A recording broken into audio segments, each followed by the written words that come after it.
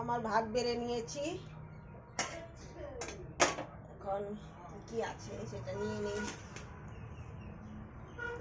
শাক ভাজি, লাউ শাক ভাজি রসুন দিয়ে,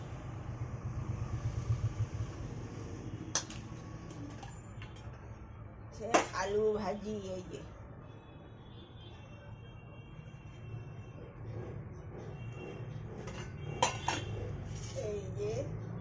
তারপর আছে বেগুন ভর্তা।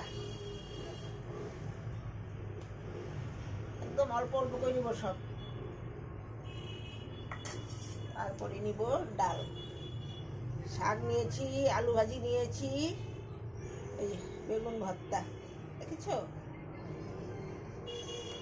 আর এক বাটি ডাল। এখান থেকে অল্প নিব, যতটুকু খেতে পারবো খাবো, ফালাই দেবো। কর্তা মশাই খান নাই, কি করবো, একা তো খেতে পারবো না।